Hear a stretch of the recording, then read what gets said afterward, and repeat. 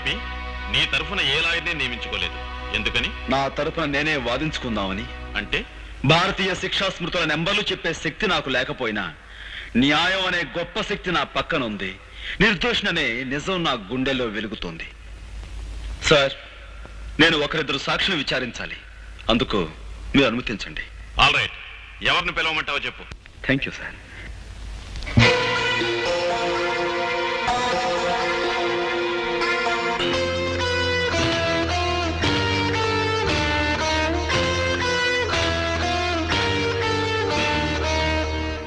నువ్వేం ప్రశ్నించదలుచుకున్నావో ప్రశ్నించు. చూడండి సూర్యచంద్రరావు గారు, నేను ఆవేశపరునని తెలిసి మీ కూతుర్ని నాకెందుకు ఇచ్చారు? రామ రామ, నేను నీకు పిల్లనివ్వటం ఏంటయ్యా? ఊరంతా సోత్తండంగా నువ్వే దౌర్జన్యంగా నా కూతురు మెల్ల తాళి కట్టావు. ఆ సమయంలో ఊరంతా అక్కడికి రావాల్సిన అవసరం ఏమొచ్చింది? అవసరం ఏమొచ్చిందా? నీకు బాగా బడితి పూజ చేయిద్దామని మేమే వాళ్ళు అక్కడికి రప్పించాం. Correct sir. అయ్య బాబు జడ్జి గారు, నా మీద ఏదో ఒకటి రాసేసుకోకండి. ఊరన్నాక కచ్చలు కార్పణ్యాలు విరోధాలు ఉండటం సహజం. అట్టయ్యే అతనికి నాకు విరోధం ఉంది. తప్ప అండి? థ్యాంక్స్ సూర్యచంద్రరావు గారు. నాకు మీకు విరోధం ఉందన్న సంగతి స్వయంగా మీరే అంగీకరించారు. ఇక మీరు వెళ్ళొచ్చు.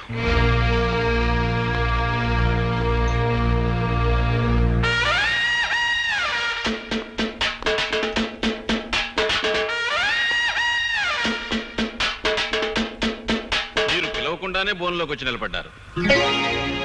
ముద్దాయి కావాలని కోరుకునే రెండవ సాక్షి మీరేనని మీరు ఎలా అనుకున్నారు? Sorry sir. ఆగు సార్, ఆయన నేను కొన్ని ప్రశ్నలు అడుగుతాను, దయచేసి అనుమతించండి. Yes, proceed. నేను ఆ పులిరాజుని సూర్యచంద్రరావు గారి ఇంట్లో పడేసినప్పుడు మీరు అక్కడే ఉన్నారు, అవునా? అవును. ఏంటి? డ్యూటీలో ఉండి కూడా ఆ టైంలో మీరు ఆ ఇంట్లో ఎందుకున్నారు? లా అండ్ ఆర్డర్ కాపాడే పోలీసు వాళ్ళం ఏ ఎల్లప్పుడు ఎక్కడ ఎందుకుంటామో మాకే తెలవదు. 190 ఎవ్వరాలుంటాయి.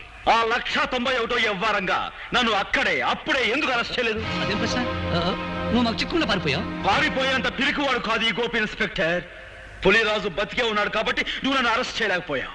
నేను వెళ్ళిన తర్వాత నువ్వు సూర్యచంద్రరావు కలిసి ఆ పులిరాజుని హత్య చేశారు. అబద్ధం. నువ్వు నిజం చెప్తావని నిన్ను బోనెక్కించలేదు. నువ్వు చెప్పేదంతా జడ్జి గారు నమ్ముతారని కూడా నేను అనుకోవటం లేదు. నీ మాటలకి చేతలకి ఎక్కడ పొంతన లేదనే విషయం జడ్జి గారు గుర్తిస్తే చాలు. ఇక నువ్వు వెళ్ళొచ్చు.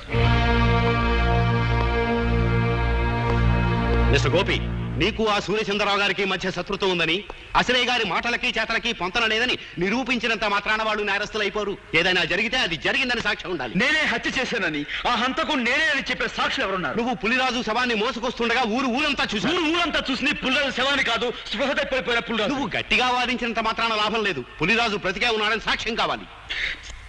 ఆ పులిరాజుతో నేను పాండవుల మెట్ట దగ్గర పోట్లాడే మాట నిజం. అతని బాగా చితకతన్ని ఏ సూర్యచంద్రరావు అయితే నా మీదగా అతను ఉసిగొలిపాడో ఆ సూర్యచంద్రరావు ఇంట్లో అతన్ని పడేశాను. ఆ మాట నిజం. నేను తిరిగి వెళుతుండగా పులిరాజు దాహం అని అరిచాడు. అక్కడున్న సూర్యచంద్రరావు గాని అశ్రయ్ గాని అతని గొంతులో నీళ్లు పోస్తారన్న నమ్మకం నాకు లేక నేనే వెళ్ళి అక్కడున్న జగ్గు తీసుకుని అతని నీళ్లు పట్టించాను. అతను తాగాడు. నిజంగా అతని గొంతు వెంకులు విరిగి చనిపోయి ఉండుంటే అతను నీళ్లు ఎలా తాగలడు, ఎలా గుట్టలు వేయగలడు? కనుక ఆ నేరం నా మీద మోపేందుకు సూర్యచంద్రరావు అశ్రయ్ పులిరాజు గొంతు మీద కాలు వేసి తొక్కి చంపారు. ఇది పచ్చి నిజం. నువ్వు పులిరాజుకు మంచి నీళ్లు పట్టినట్టు అతను తాగినట్టు ఏమిటి సాక్ష్యం?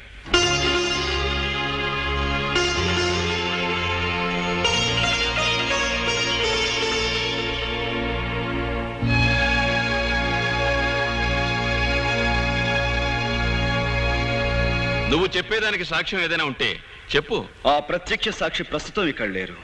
దయచేసి మీరు నాకు 2 రోజులు గడువు ఇవ్వండి. ఈ 2 రోజుల్లో నేను సాక్షిని ప్రవేశపెట్టలేకపోతే ఆ పులిరాజును నేను చంపినట్లుగానే భావించి మీరు ఏ శిక్ష విధించినా సరే మీ ఇష్టం. ఈ వీడియో మీకు నచ్చినట్లయితే లైక్ చేయండి, షేర్ చేయండి.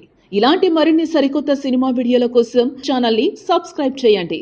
అలాగే ఇక్కడ ఉండే ఈ గంట సింబల్ ని క్లిక్ చేయండి.